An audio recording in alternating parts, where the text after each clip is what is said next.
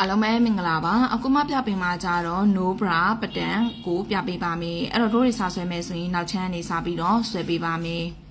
အဲ့တော့စာဆွဲမယ်ဆိုရင်ဂုံမခါကို16လက်မထားပေးထားမယ်ပခုံးမြင့်ကို9လက်မထားပေးပါမယ်အောက်ကို3.6လက်ဘဲမောက်ဒီအပေါ်ကို3လက်မအောက်ကို1.4အထဲကို2.4ပြီးရင်3လက်မနဲ့6စိမ့်နဲ့ကိုဆက်ပေးထားမယ်ဂုံမခါကိုတဝက်ဝက်မယ်တူတဝက်ကနေပြီးတော့မှရင်ကိုအဆက်ချမယ်မြန်မာတတဲထောင်ပေးမယ်ပခုံး6စိမ့်ကနေမှဂျိုင်းမြင့်ဆွဲပေးမယ်ဂျိုင်းကို3ပုံညီမျှပုံပေးထားမယ်အောက်ဆုံးမှတ်ကနေရင်မြင့်ဆွဲမယ်ဒုတိယမှတ်ကနေနောက်ရင်ကျမြင့်ဆွဲမယ်ပခုံး6စိမ့်ကနေမြန်မာတတဲထောင်မယ်နောက်ရင်ကျကို9လက်မရင်ကို10လက်မဂျိုင်းကို10လက်မ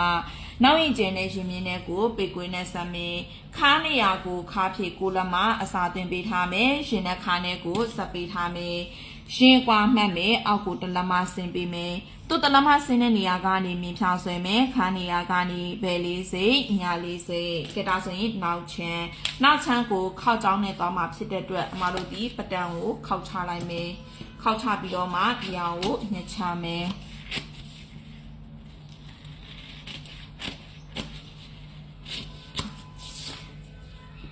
ဟုတ်နော်ဒါပြီးရင်နောက်ချမ်းရဲ့ပခုံး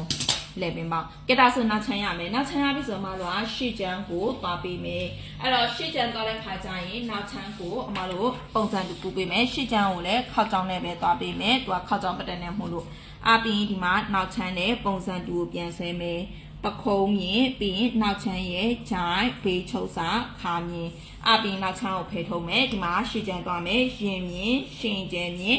ပခုံးကနေမှ၄စိတ်ဆင်ပေးထားမယ်ရှေ့ရင်ကျဲကို၄စိတ်ဝင်ပေးမယ်ပြီးရင်ရှေ့ချမ်းချမ်းကိုဝိုက်ပေးမယ်ရင်ကွာရှင်ထိတ်ချမယ်မြင်းဖြောက်ဆွဲပေးထားမယ်ခါနေရာကနေဘယ်၄စိတ်ညာ၄စိတ်နိုးတောက်ကိုတလက်မထောက်အစာသွင်းပေးထားမယ်ဂျိုင်းတောက်ကိုအမတို့က၄စိတ်တောက်အစာသွင်းပေးထားမယ်အဲ့ဒါပြီးပြီဆိုရင်လက်ပင်ပေါက်ဒီအမတို့ဘယ်လောက်ဆောင်းထားမလဲဆိုတော့6လက်မဆောင်းပေးထားမယ်ဟုတ်ပြီနော်ကဲဒါဆိုရင်အမတို့ကဒီထီကိုပုံခေါ်ပေးမယ်ခါနေရာကနေတလက်မရှည်ပြီးတော့ညှက်ချမယ်ဖေးချုံစာပြီးရှေ့ချမ်းရဲ့ဂျိုင်းပင်မလုံးကပခုံးမြင်နောက်ပြီးဒီမှာလက်ပင်ပေါက်က6လက်မကိုညှက်ထားမယ်အဲ့ဒါပြီးမှလို့ထောက်ကိုဖြောက်ပေးမယ်ခါနေရာကိုထောက်ဖြောက်မယ်ကဲဒါဆိုရင်ဒီမှာခါနေရာထောက်ဖြောက်လိုက်ပြီးထောက်ပြီးရင်မှလို့ကနိုးထောက်ကိုတိမ်နဲ့ကပ်ပေးထားမယ်အဲ့တော့ဒီမှာနိုးထောက်ကဲအဲ့တော့ဒီမှာဒီနိုးထောက်တွေကိုမှလို့တိမ်နဲ့လာကပ်ပါမယ်ဟုတ်ပြီနော်အဲ့တော့ဘယ်ညာကိုတိမ်နဲ့ကပ်ပေးမယ်ကဲဒါဆိုရင်နိုးထောက်ပြီးသားပြီနိုးထောက်ပြီးပြီဆိုရင်မှလို့ဂျိုင်းထောက်ကိုထပ်ပြီးတော့တိမ်နဲ့ကပ်ပေးမယ်အဲ့တော့ဂျိုင်းတောက်ကိုလည်းဒီမှာအပေါ်နော်ဒီမှာတစ်ချောင်းပြီးရင်အောက်ကတစ်ခုလည်းတိမ်နဲ့ကပ်ပေးပါမယ်ကဲဒါဆိုရင်ဒီထီကရှည်ကျန်းရသွားပြီဟုတ်ပြီနော်အပိမလို့ခောက်ချောင်းကိုဖြန့်လိုက်တော့ဒီလိုမျိုးထွက်သွားမယ်နော်ထွက်သွားပြီဆိုရင်ဒါကမလို့ရှည်ကျန်းရဲ့အလဲကောင်းမြင်ဖြစ်သွားမယ်ဟုတ်နော်ဒါရှည်ချမ်းရဲ့အလဲကောင်းမြင်ကဲဒါဆိုဒါမှလို့ကတလွာစီယူပေးမယ်နော်တလွာစီယူပေးခါကျတစ်ဖက်ကကြတော့ပခုံးကိုတစ်လက်မပဲယူပေးမယ်တစ်ဖက်ကကြတော့ပခုံးကိုနှစ်ခွဲယူပေးထားမယ်ပခုံးကတစ်ဖက်ကြီးတစ်ဖက်သေးသွားမှာဟုတ်ပြီနော်အဲ့တော့ဒီကတစ်လက်မဒီကနှစ်ခွဲကဲအဲ့ပေးပြီးဆိုလို့ရှိရင်အမတို့ဒီနှစ်ခွဲဒီအမတို့ကဒီကိုလာဆက်မယ်ဆိုရင်ဒီကရင်ထိပ် point အဲ့ရင်ထိပ် point နေမှာအောက်ကို3လက်မဆင်ပေးထားမယ်เนาะအဲ့တော့ဒီအောက်ကို3လက်မဘယ်လောက်ဆင်မလဲဆိုတော့3လက်မဆင်ပေးထားမယ်အဲ့3လက်မဆင်တာကိုဒီနှစ်ခွဲနဲ့ကိုပေကွေးနဲ့လာပြီးတော့ဝိုက်ထားမယ်အဲ့တော့အမတို့ဒီမှာပေကွေးနဲ့လာဝိုက်ပေးမယ်အဲ့တော့ဒီမှာပေကွေးနဲ့ဝိုင်းမယ်ဟုတ်ပြီနော်အဲ့တော့ဒီဟာကပေကွေးနဲ့ဝိုင်းမယ်ဝိုင်းပြီးဆိုရင်မလို့ဒီဘက်ကလည်း3လက်မထပ်ပြီးတော့ဆင်ပေးထားမယ်ဟုတ်ပြီနော်ဒီဘက်က3လက်မဆင်ဒီဘက်ကလည်း3လက်မဆင်မယ်အဲ့3လက်မနေရာကနေမှအမတို့ဘာလုပ်လဲဆိုတော့ဒက်လာပြီးတော့ဆက်ပေးထားမယ်ဟုတ်ပြီနော်ဒါဆိုဒီမှာတစ်ခုပြီးသွားမယ်အဲ့ဒါပြီးပြီဆိုရင်ဒီဘက်ကတလက်မဒီတလက်မဒီအမတို့ကဖေကိုလာပြီးတော့ဆက်မယ်ဆိုတော့ဒီလက်ပင်ပေါင်းလေးကိုပေကွေးနဲ့လာပြီးတော့ဆက်ပေးထားမယ်လက်ပင်ပေါင်းအမတို့6လက်မဆောင်းတဲ့နေရာနဲ့ကိုလာဆက်ပေးမယ်ဆက်ပြီးပြီဆိုရင်ဒီဘက်ကိုအရှိတိုင်းပဲဆက်ချလိုက်မယ်ကဲဒါဆိုအရှိတိုင်းဆိုတော့ဒီနည်းဖြစ်သွားမယ်အဲ့နော်ဒီမှာဒီနည်းဖြစ်သွားမယ်ကဲဒါဆိုရင်အမတို့ကဒီကနေဒါ3လက်မဆင်လိုက်တဲ့မြင်းပေါ့နော်ဒီတဲ့အဲ့ထဲကနေမှအမတို့ကအောက်ကိုဘယ်လောက်ဆင်လိုက်လဲဆိုတော့2လက်မဆင်လိုက်တယ်အဲ့2လက်မဒီအမတို့ကဒီဘက်ကိုဘယ်လောက်ဆင်မလဲဆိုတော့ နှစ်ခွဲဆင်းမယ်ဒီဘက်ကိုလည်းနှစ်ခွဲဆင်းမယ်ဟုတ်ပြီနော်အဲ့တော့အမတို့ဒီမှာဒီနှစ်ခွဲနဲ့ကိုလာပြီးတော့ဆက်ပေးထားမယ်ကဲဒီမှာဒီလိုလာဆက်မယ်ပြီးပြီဆိုတော့မှအမတို့ဒါကအလေကောင်းဒီမှာအထက်ကိုလေးစိတ်ဝင်ပြီးတော့ဒီဟာကိုပေကွင်းနဲ့လာပြီးတော့ဝိုင်းလိုက်မယ်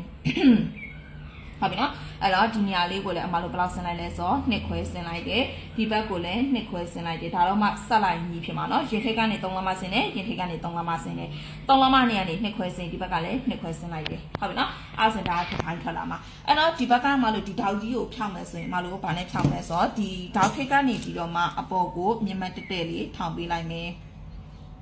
မတဲ့မြင်မတက်တက်လေးထောင်းလိုက်မယ်ဟုတ်ပြီနော်အဲ့တော့မှအမတို့ကထောက်ဖြောက်ပြီးတော့လုပ်လို့ရမှာကဲဒါဆိုရင်ဒီတစ်ပိုင်းကိုအမတို့ခွဲထုတ်ပြင်မယ်ဟုတ်ပြီနော်အဲ့တော့ခွဲထုတ်တဲ့ခါကျရင်ဒီဘက်ကလည်းအမတို့ဘာနဲ့ဖြောက်ပေးမယ်ဆိုတော့ဒီကနေထောက်ထိတ်ကနေမှမြင်မတက်တက်လေးထောင်းပြီးတော့ level ပေါက်မဟအောင်လို့လေးစိတ်စားပေးထားမယ်ဒီနေရာလေးကို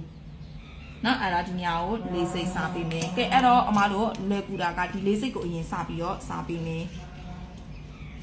နော်ဒီလေးစိတ်ကိုအရင်စားပြီးတော့စားလိုက်မယ်ဒါက level ပေါက်လုံးဝမဟအောင်လို့ဟုတ်ပြီနော်ဒီမှာ level ပေါက်လေးစိတ်စားမယ်စားပြီးပြီဆိုရင်မလို့ညှက်ချမယ်ဒီဘက်ကတလက်မကိုဒီမှာညှက်ချပြီးဒီဘက်က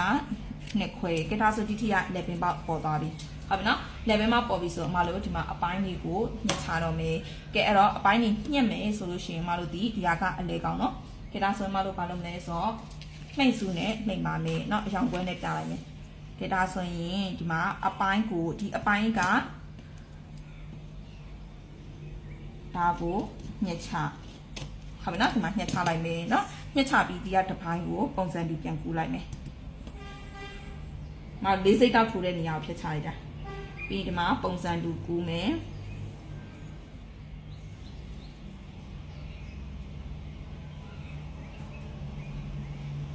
အော်နာမည်ပေးရင်အပိုင်းတစ်လို့ပြီးမယ်เนาะအဲ့တော့အဲ့အပိုင်းတစ်ကိုညှက်ချမယ်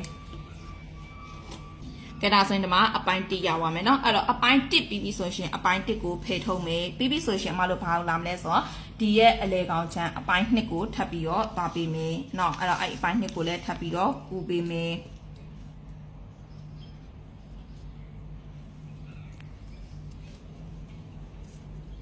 ဒါအလေကောင်ကြီးဟုတ်ပြီเนาะအဲ့တော့အဲ့အလေကောင်ကြီးကို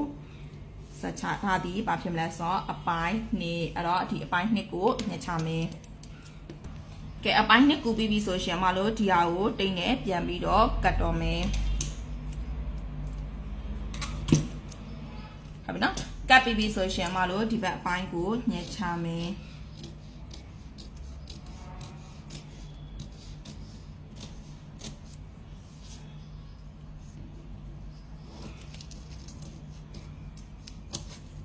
ဟုတ်ပြီနော်ပြီးပြီဆိုမှဒီဟာကိုဖြတ်ချကဲဒါဆိုရင်ရှေ့ချမ်းကဒီဟာတစ်ပိုင်းထွက်သွားမယ်ဒါဒီအပိုင်း3ဒါဒီအပိုင်း4အဲ့တော့ရှေ့ချမ်းက3 4ပြီးပြီဆိုမှဒီမှာနှစ်ကအပေါ်ကနေထပ်မှာเนาะအဲ့တော့ဒီမှာဒီလိုအပေါ်တင်လိုက်မယ်ဒါကအပိုင်း2ဒါကအပိုင်း1เนาะအဲ့တော့ရှေ့ချမ်းကဒီလိုမျိုး4ပိုင်းထွက်သွားမယ်အဲ့တော့အခုမှဆွဲပြတဲ့အင်ဂျီပုံကဒီပုံစံလေးပါ